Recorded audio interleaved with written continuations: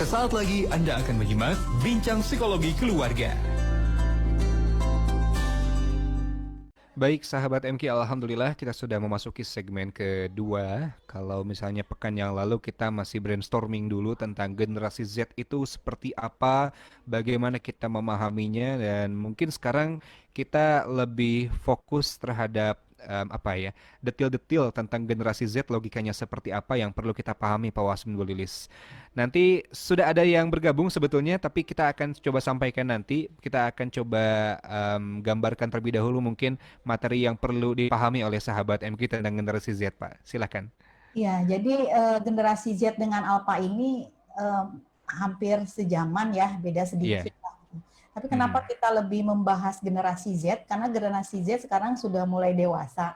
Kalau Betul. generasi Alpha kan masih balita lah ya, masih Iya. SD, sehingga orang tua juga mungkin tidak terlalu bingung untuk menghadapinya. Nah, sedangkan generasi Z itu sudah ada yang perguruan tinggi atau misalnya sudah mau ke jenjang pernikahan. Nah, ini mulailah terjadi konflik-konflik antara orang tua dengan anak gitu ya. Iya. Apalagi kalau misalnya generasi Z ini atau generasi Alpha ini perempuan, Pak Wasmin, karena saya punya anak perempuan ya. Jadi di mana tadi dia aku tuh pengen bebas, aku tuh nggak suka misalnya disuruh-suruh gitu ya. Sementara juga dia di rumah ya nggak bisa dong dengan seenaknya, karena di kehidupan ini tentunya akan ada aturan-aturan main. Nah, ini bagaimana komunikasinya gitu, komunikasi yang harus nyambung dengan anak generasi Z atau generasi Alpha ya Pak Wasmin. Seperti misalnya logika kebebasan. Saya dengan anak saya silahkan kamu bebas melakukan apapun. Dan tentunya kamu menerima dong konsekuensinya gitu. Kayak tadi ketika kita Qiyamul Lail gitu ya, jadi imamnya sudah mau selesai, dia masih duduk, masih main-main gitu ya. Nah, beberapa kali gitu. Nah, akhirnya kita awalnya sudah dibuat kesepakatan kalau misalnya masih main-main gitu, time out sekitar 10 menit di pojokan ada tempat time out gitu ya. Nah, dia kan ketika saya bilang, "Oke, kamu tadi kan di sebelah saya sholatnya, saya juga cukup terganggu, berarti kamu lakukan time out." Dan itu nggak langsung, matanya langsung ngelihat gitu dengan muka apa sih mendelik gitu ya. Saya bilang, kalau misalnya emang kamu nggak mau time out, Bunda kasih pilihan. Nah, sekarang kan dia sekolahnya online ya, dan handphonenya nggak akan saya kasih, karena kan setiap malam mereka mengumpul handphone.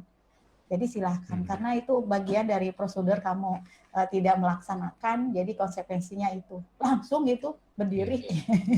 Langsung berdiri. Kebahagiaannya terenggut begitu ya. Nah, langsung berdiri, langsung time out. Jadi silahkan, ketika sholatmu main-main, mau gimana juga bebas, yang penting adalah tanggung jawab. Tanggung jawab menerima semua konsekuensi. Nah, itu akan lebih fair diterima oleh logika generasi Z dan generasi Alpha. Karena kan kita tidak memaksa. Kamu nggak sholat juga nggak apa-apa, tapi terima dong konsekuensinya sesuai dengan prosedur yang ada. Nah, kita buat prosedur-prosedurnya gitu. Kamu misalnya tidur aja seharian silahkan. Yang penting nanti karena kamu tidak melakukan prosedur beberapa hal, karena tidur, ya terima dong konsekuensinya. Nah, itu nanti ke arah sana. Jadi tidak langsung didikte, kamu harus ini. Nah, ketika orang tua begitu, yang terjadi anak biasanya karena tingkat percaya diri tinggi, ya dia debat orang tuanya, terus aja cecer gitu. Ya, saya juga ada anaknya ponakan yang sedang tinggal di sini karena dia mau kuliah kan tahun ini. Gitu. Iya. Ini tiba-tiba masuk kamar gitu kan, nggak izin masuk ke kamar saya gitu. Jadi dia posisinya cucu saya, manggilnya opa-oma. Oh iya. Saya udah dipanggil opa-oma di sini. Iya. Udah tua ya Mas. Itu kan mungkin di benak dia nggak ngerti ya, masuk kamar orang tua gitu. Itu kan hal yang tidak sopan, tapi kayak gitu tuh nggak, kalau bilang sopan itu kan nggak bisa gitu. Tapi kalau kita kasih logika, kalau kamu masuk kamar nggak bilang bagaimana dengan aurat, kan nanti kalau ada aurat gimana. Yang kedua, kalau ada kehilangan, kamu bisa ketuduh loh masuk kamar. Gitu. Nggak ngetok, nggak apa gitu. Kan dia ceritanya ngambil kunci, yang ngambilin siapa? Aku sendiri. Sementara di kamar nggak ada siapa-siapa kan? Nah itu Mhm. logika itu bisa masuk. Kalau kamu kebiasaan masuk kamar kakek nenek nggak Tanpa ambil izin gitu. tanpa izin, itu gimana kalau lagi ada aurat? Yang kedua, kalau ada kehilangan, kamu bisa ketuduh loh, karena kamu Iya. suka masuk tanpa izin. Gitu. Mhm. Nah, kayak gitu kan logik, jadi masuk di benak mereka. Iya. Oh, iya. Jadi memang kalau bicara sopan santun ini agak tidak sesakral kita. Mhm. Jadi mereka sudah harus mulai dikenalkan dengan sebuah prosedur tata cara. Itu lebih dimengerti mereka karena eh, Gen Z ini logikanya berbeda dengan generasi kita. Iya. Kita dulu sopan santun karena emang kita hanya mengenal satu daerah. Sopan santun di daerah Jawa gimana, di Sunda Betul. gimana. Kadang-kadang sopan santun di Batak aja kita nggak tahu. Sopan santun di Madura kita nggak tahu. Tapi Iya, anak betul. sekarang itu sudah mengglobal, Jadi yang disebut dengan akulturasi budaya. Kita sudah nggak tahu sekarang ini adat mana yang kita pakai. Sudah adat campur-campur. Nah, karena sudah sopan santun kan lebih hubungannya dengan adat, dengan tradisi, maka kalau prosedur ada hubungan dengan aturan. Iya. Kalau aturan sifatnya lebih global, entah itu diambil dari agama atau di aturan global gitu. Di globalnya itu kalau makan bagaimana secara global. Iya. Kalau dari agama bagaimana, itu lebih dapat. Jadi anak sekarang lebih dapat aturan dari agama daripada tradisi. Karena begitu. mereka sudah kalau saya justru kebalik Kang Zikri. Iya. Saya lebih kenal dulu tradisi kejawaan, bahkan kejawen. Jadi bapak saya masih ada itu tradisi satu suro gitu masih ada. Ketimbang Islam itu sendiri. Jadi dapat pengajaran Islam itu malah dapatnya mulai dari SMP, SMA malah yang paling dapatnya. Jadi kita malah memegang budaya Jawanya dulu, budaya tradisi ada dulu gitu. Itu kan banyak, kalau di Jawa itu banyak tabu-tabu gitu. Iya, Kalau pamali Jawa, kalau di orang Sunda itu. Pamali kalau Sunda. Kalau di Jawa apa namanya? Ora ilo atau apa gitu. Nah itu tuh anak-anak sekarang itu istilah pamali udah nggak kenal. Iya, betul. Pamali nggak kenal. Ya, Apa sih pamali-pamali katanya? ya. Nggak penting banget. Nah, terus di generasi Z, generasi Alpha ini juga pasti ada kaitannya dengan teknologi karena mereka jauh lebih melek, jauh lebih. Saya juga banyak hal, saya banyak nanya ke anak saya gitu berkaitan dengan teknologi, penggunaan gadget itu ke anak saya lebih cepat dari saya. Nah, sehingga yang terjadi emang mereka sangat lekat dengan gadget kan. Betul, betul. Dan gadget ini sebenarnya dilihat, kalau kita lihat tuh netral ya, bisa dengan dia produktif gitu. Ada blogger yang iklannya banyak bahkan miliaran kan produktif gitu. Tapi banyak juga yang gadget ini malah misalnya kecanduan game online, kemudian terpapar pornografi, terpapar kekerasan gitu. Nah, ini gimana nih untuk menyikapi misalnya ketika mereka emang sangat lengket banget dengan teknologi. Makanya ya saya dengan suami kepikiran ada merancang project talent di mana silakan project talent silakan pakai misalnya gadget untuk tadi hal produktif gitu, sehingga nanti di mana kan salah satu logika atau salah satu ciri generasi Z juga mereka mempunyai ambisi yang tinggi ya. Mempunyai ambisi yang tinggi, kemudian dia sangat dekat dengan gadget. Nah, kenapa nggak kita arahkan saja ke project talent dalam artian apa sih yang akan kamu lakukan sehingga produktif dengan logika kamu, misalnya tadi gadget gitu ya, dengan ambisi apa, misalnya kalau dia musik ya silahkan misalnya project talentnya musik atau misalnya desain atau misalnya menulis. Dan yang lain-lainnya bisa gitu, sehingga nanti ketika mereka sangat lengket dengan gadget ini hasilnya produktif. Gitu, menghasilkan gitu. Dan kalau produktif kan akan bermanfaat bagi diri dia dan tentunya untuk orang lain. Nah, ini yang harus disikapi karena mau gimana Gen Z Alpha ini emang ketika di kandungan juga ibunya sudah terbiasa untuk BBM atau WA misalnya gitu. Ketika lahiran Iya, juga iya. langsung BBM sekarang agak jarang sih. ya tidak jarang ya WA itu atau misalnya Iya, WA. ibunya sudah Instagraman, udah Facebookan, jadi ketika lahir Betul. sudah punya Facebook, sudah dibuatkan Instagram, dibuatkan Iya. Facebook, sehingga mereka emang di dunianya gadget gitu. Nah ini tinggal gadgetnya bagaimana diarahkan untuk pokoknya produktif aja. Produktif itu menghasilkan gitu.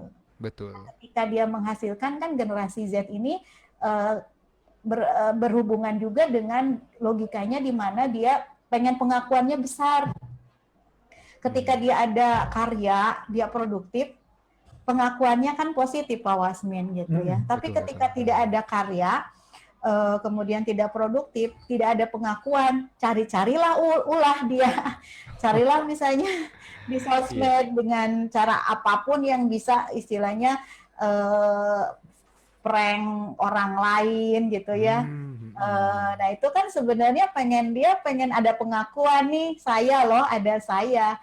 Kalian tuh ingat ada saya gitu. Nah ketika misalnya tadi ada project talentnya dilakukan, kemudian dia akan gadgetnya produktif, dia ambisinya juga akan terlaksana, kemudian pengakuannya juga terakui itu Pak Wasmi. Ya karena generasi ini ambisinya cukup tinggi ya. Iya. Bahkan mungkin lebih tinggi daripada kita. Kalau kita dulu ambisi karena terdorong oleh kemiskinan misalnya gitu. Kalau mereka ambisi terdorong oleh iming-iming yang luar biasa. Iya. Kayak gemerlapnya dunia ini. Kayak kan, anak saya kan Pak Wasmin baru masuk SMP. Nah, udah gitu tiba-tiba dia langsung aku mau puasa. Sahur dia ini apa namanya mengurus sendiri lah, menyiapkan sendiri. Terus dia cerita, Bun, tahu nggak kalau di sekolah aku yang baru ini ya kita akan ada poin-poin Bun gitu. Jadi misalnya aku laporan nih saum misalnya itu ada poinnya. Terus aku melanggar, nanti poinnya itu akan dicabut gitu. Nah jadi dia emang sangat tertantang untuk mendapatkan reward gitu sehingga ketika mau saum saya juga ada senengnya juga gitu ya. Biasanya kan diajak-ajak kayak tadi, saya mau saum lagi Bun. Loh, saum apa? Saya bilang, aku masih punya utang Bun beberapa hari katanya, akan aku laporin nanti ke guru lumayan biar poinnya lebih banyak katanya gitu. Masya Allah. Nah itu kan positif ya, positifnya dia ya meskipun sih misalnya di awal-awal dia saum karena ingin mendapatkan poin dari bu guru. Saya pikir nggak apa-apa, nanti juga berjalannya waktu kalau dia sudah terbiasa itu akan hangus juga ya Pak Wasmin gitu. Betul Bu. Betul. Silakan sahabat-sahabat mungkin ada yang baik. Pengalaman? Iya. Jadi kalau misalnya saya simak tadi ada logika pertama itu tentang kebebasan, lalu tentang teknologi dan juga memang salah satu karakternya berambisi besar ya Pak Wasmin, Bu Lilis. Nah, 3 hal ini kita simpan dulu, kita endapkan dulu, kita akan sapa dulu yang sudah bergabung. Ada sahabat Dice di Sukamiskin. Sahabat Dice ini seorang ibu dari 2 orang anak. Yang pertama itu usia 4 tahun TKA, yang kedua itu usia 20 bulan. Jadi memang ini masuknya mungkin alfa ya, tapi tidak apa-apa. Karena sahabat Dice dan suami sama-sama bekerja, setelah pulang sekolah, anak pertamanya itu ikut abinya ke tempat kerja. Di tempat kerja, abinya juga banyak teman-teman sebayanya. Yang dikhawatirkan, anaknya ini tidak main dengan teman sebayanya, karena teman-temannya pada main HP. Sahabat Dice dan suami ini sudah berusaha untuk tidak memberikan handphone pada anak, karena lingkungannya seperti itu. Jadi agak kesulitan untuk mengajak main anak kami. Tidak diberikan HP dah gimana, dia gak punya teman-teman main juga katanya. Kira-kira gimana nih Pak solusinya Bu? Ya, yang dilakukan sudah benar ya, hanya kekhawatirannya di sosialisasi. Gak apa-apa, jadi ini sudah on the track tentang offline, jadi saya apresiasi bagaimana Bapak concern untuk membuat anak tidak ke gadget, hanya masalahnya gaulnya jadi sama siapa karena anak yang lain pada gadget. Nah itu dia. Nah, kalau saya sih sendiri cerita bagaimana di tempat saya tinggal ini orang tua alhamdulillah nampaknya sudah banyak yang satu visi ya, sehingga anak saya tuh sekarang hari-hari minggu ini saya lihat sering pulang ke rumah dalam kondisi berkeringat gitu kan. Oh ngapain tuh Pak? Karena kayak demam sepeda ikut bapak-bapaknya. Oh iya betul. Jadi Sekarang mereka kan bapak-bapak itu jadi anaknya pada ikut dampaknya ya. Nah, Iya, jadi iya. memang harus cari komunitasnya. Karena memang kalau Bapak mau mengarahkan tetangga juga susah kan. Jadi Betul. carilah, memang kalau di tetangga nggak bisa satu visi, no gadget pada jam-jam bermain, ya ada banyak kok di Bandung ini, mungkin dibawa kemana. Kalau nggak bisa setiap hari, minimal Sabtu Minggu saat seminggu sekali dipertemukan dengan yang komunitas yang non gadget. Banyak kok sekarang ini. Kemarin saya juga jalan ke GOR di Gede Bagi, namanya apa sih?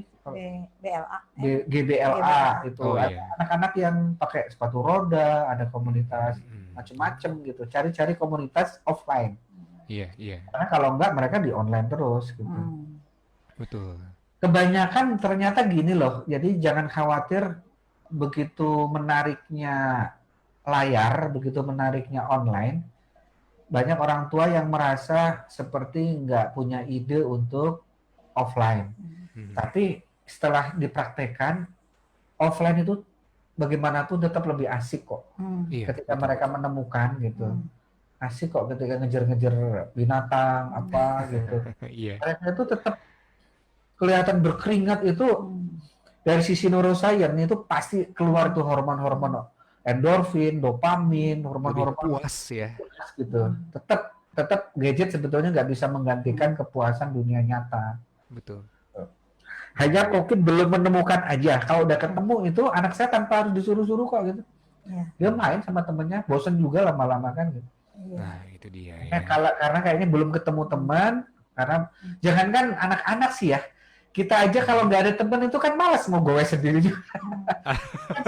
Lebih capek, Pak. Saya pernah merasakan. Kebanyakan kan sambil Kalau banyak kan ngobrol. gitu. Kayak pingpong juga di RW itu kalau nggak ada lawannya juga nggak ada. Bahkan ada teman tapi nggak sebanding gitu. Kemampuan levelnya ketinggian atau kerendahan juga nggak asik gitu. Betul, betul. Memang tetap butuh teman gitu. Kalau Iya. udah menemukan teman, yakin anak bapak ibu nanti akan lebih asik di dunia offline. Kalau misalnya emang tidak bisa menemukan anak-anak karena misalnya dinasnya di satu terpencil gitu, ya bapaknya aja menjadi Jadi teman. teman, ya. Bapaknya menurunkan posisinya. Oh, kalau anak usia 5 tahun itu komunikasi mainnya gimana ya, sambil ikut main aja gitu. Misalnya Betul. main ular tangga, ya kita main ular tangga seperti biasa gitu. Iya, iya. Dan karena kan bapak-bapak ketika misalnya main sepeda itu ngikutin anak-anak kan gitu. Kadang juga agak-agak pamer sedikit, misalnya ini nih baru ganti nih misalnya. Terus ini apa sih yang untuk di lututnya atau tempat minumnya. Nah itu kan sebenarnya itu khas anak-anak loh. Anak-anak tuh suka gini, kemarin aku beli ini loh baru sepedaku gitu. Ini versi bapak-bapak. Iya. Jadi gede kalau bapak-bapak gitu. Sandal aja bisa naik karena hidrolik itu aja udah wah berapa mahal juta. Ya. Modal itu mah. Iya. Betul, Masya Allah. Aja diturunkan gimana caranya di usia anak 5 tahun gitu. Main ya main gitu. Iya, iya. Masya Allah ya, bagaimana ayah ataupun ibu menjadi teman bagi anaknya. Baik, terima kasih Pak. Kita perlu jeda lagi. Kita insya Allah akan lanjutkan di satu segmen terakhir. Masih ada beberapa karakter sahabat MQ dari logika generasi Z yang perlu kita pahami. Anda pun masih boleh untuk menyampaikan atensi Anda, Anda yang punya anak yang memang generasi Z, begitu sudah beranjak remaja atau bahkan sudah beranjak dewasa, yang tampaknya memang ada logika-logika yang sedikit berbeda dibandingkan dengan kita di masa lalu. Boleh Anda sampaikan. Lepas yang satu ini, kami masih akan menyapa Anda masih di MQ FM, Inspirasi Keluarga Indonesia.